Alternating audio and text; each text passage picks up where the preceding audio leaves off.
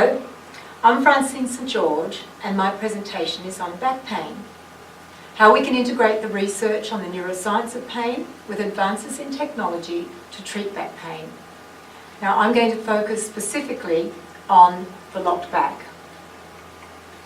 So have you ever felt like this? Is that all I was doing was about to put on my shoes and I'm on my back, locked, and I ended up on the floor and you can't move? I've actually experienced that too, and it's not nice at all. So there's some really exciting news. We now know why this happens, what to do, and how you can start to move more confidently and freely from day one. So let's consider the research. Can you believe that even after one episode of back pain, there are emotional and physical changes registered in the brain? Let's consider the emotional. The emotional is your belief systems about how you should react to pain. Maybe your family says, go to bed for a few days, you might feel a bit better. Rest may help you, but it might be that you think you have to take medication to block the pain. It might also be that on your X-ray or your MRI, it shows you have things like arthritis, disc degeneration, maybe a disc bulge. And can you believe that you can have those changes and have no back pain, or you can have those changes and have a little bit of back pain? So in other words, it's not appropriate to live your life according to your scans. Okay, now let's consider the physical. What happens is after even one episode of back pain, there's muscle inhibition. Now, the specific muscles that get affected are your transverse abdominis, your pelvic floor muscles, and multifidus. You might know these as your core muscles. So what happens is that when you even think to move, to get out of a chair, or think to walk, these muscles engage. It's what we call they preset, and they automate before the power muscles that you can see on top kick in. Now what happens is even after one episode of back pain, there's a delay of recruitment in these muscles. The way I describe it to a patient, it's a bit like a bike chain. One of the links is a little bit loose, and so when you go to pedal, it locks, and that's what's happening with the locked back scenario. If we take this a step further, in the clinic we use real-time ultrasound imaging. You can really clearly assess your transverse abdominis and see whether it's engaging correctly or not. Your pelvic floor muscles, often somebody thinks that they're engaging those muscles before they stand, but they're bearing down, so it's good to be able to assess this. You can assess your multifidus as well and look at how that co-contraction is working. Another interesting thing is that on your MRI scan, so your magnetic resonance imaging scan, healthy muscles should look very black. So your rectus spina is here, your iliopsoas, and they look really black.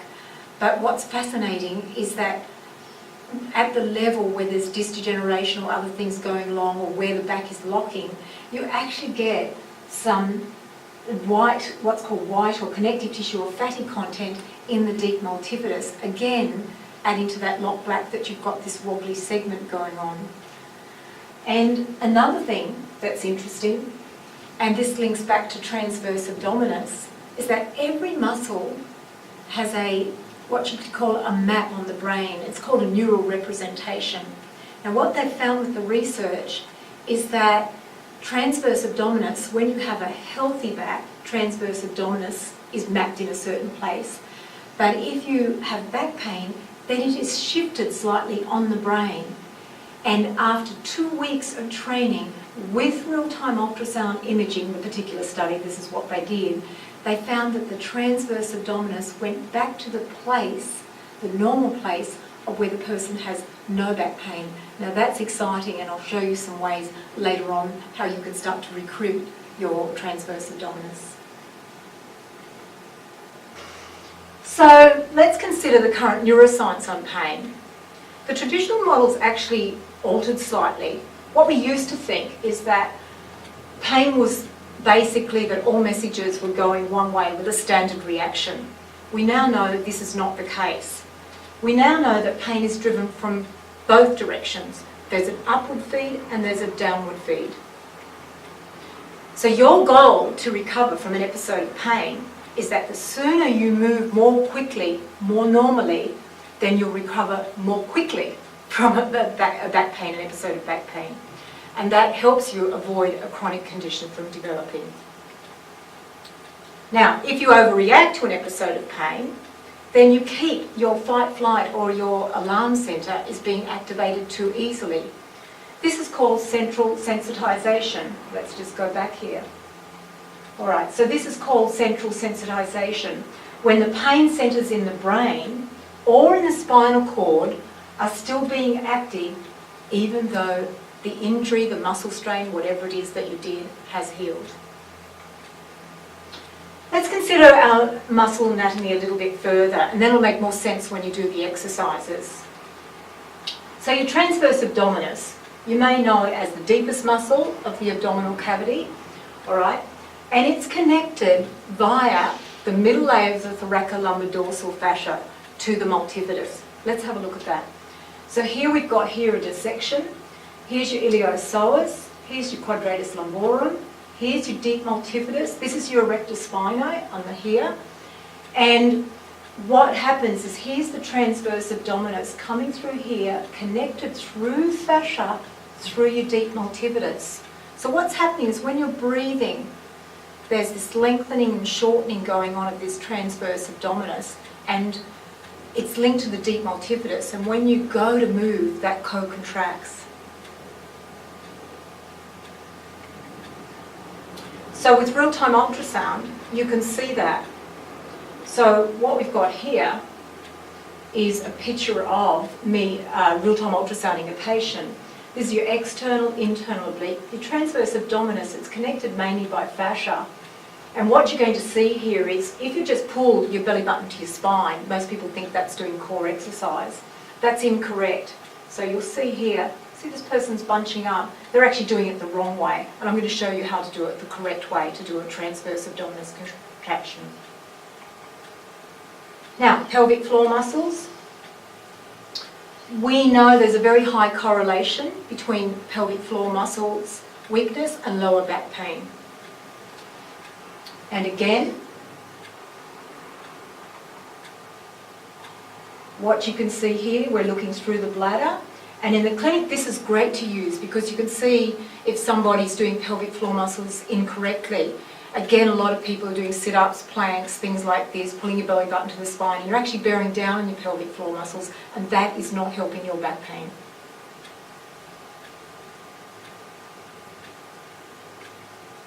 Now, the other thing that gets altered with an episode of back pain, or ongoing back pain, is that you breathe in a different way. You stay in this fight-flight situation, so every time you feel your back go, you tighten up in your neck, your back, and that can alter how you're breathing. So one of the things that we do is we need to relax the neck, alter our neck posture, and learn how to breathe a little bit more diaphragmatically.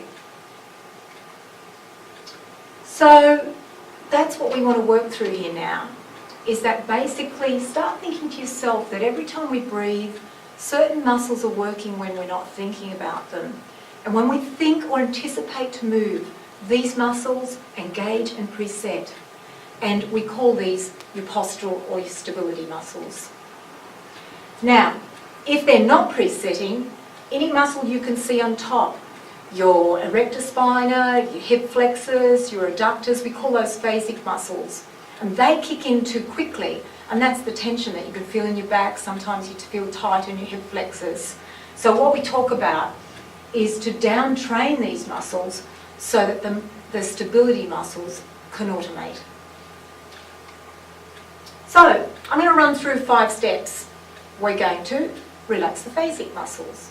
We're going to address breathing and your head and neck posture. We're going to look at some quick little ways you can activate your core muscles and how to give them endurance to do the job that they're meant to do.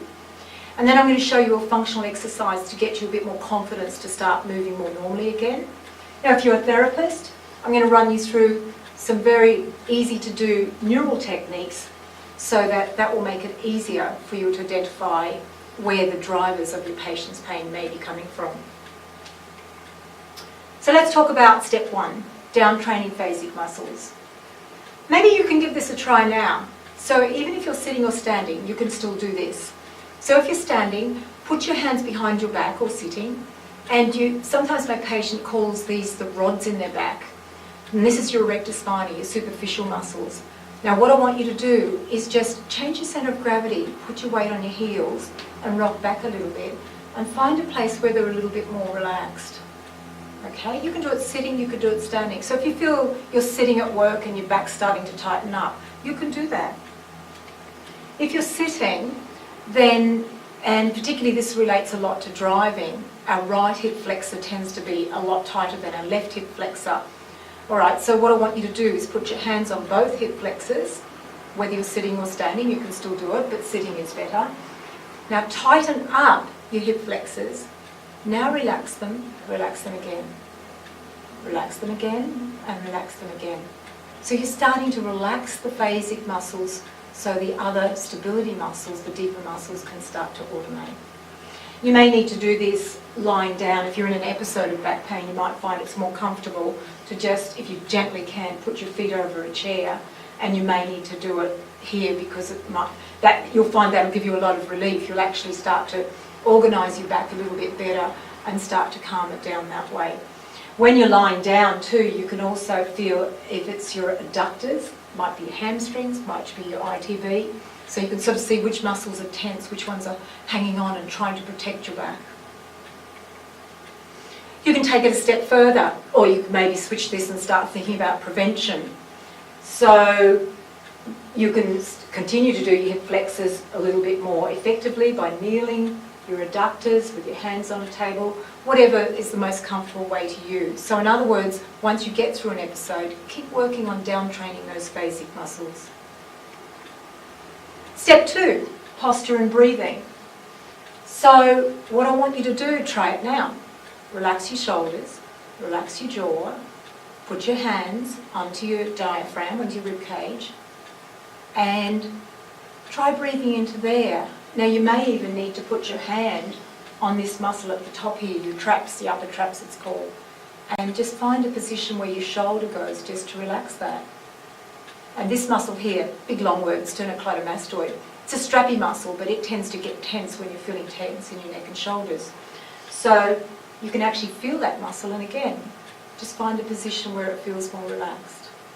Okay. Step 3. All right, now this is the fascinating part.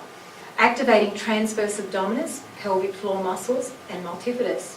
Very simple. Everyone always asks me, what does doing core training mean? If you're sitting now, just anticipate that you're about to stand up. All right, now relax there, relax your shoulders, diaphragm, breathe. Now, relax a little bit more. That is your core muscles. They basically preset or engage or anticipate that you're about to move. If you're standing, another way to do it is just change your centre of gravity. Put your weight on your heels, a bit forward, and you'll start to feel your lower abdominals starting to wake up. You may need to do this if you don't feel comfortable, your back's hurting too much here, to just put a band around your waist here onto a door handle. Please do this safely. Just leaning forward a little bit, but keep your back extensors relaxed, so your erector spine are relaxed. Now, the key thing I see people doing wrongly is just pulling their tummy in, bracing upper abdominals, or pushing down. That is not doing core work correctly. A really simple thing to do if you're still not sure what core muscles mean is just go on your hands and knees and go next to a mirror and just let your tummy, keep your spine straight, but let your tummy just relax and go down. And then what I want you to do is breathe in, breathe out, and think about lifting one hand off, and you'll start to feel what your core muscles feel like, how it feels to have an activation of them. Planks and sit-ups, I don't mind you doing these, but when you're in an episode of back pain, you need to go back a notch and do the basics first before you get to this.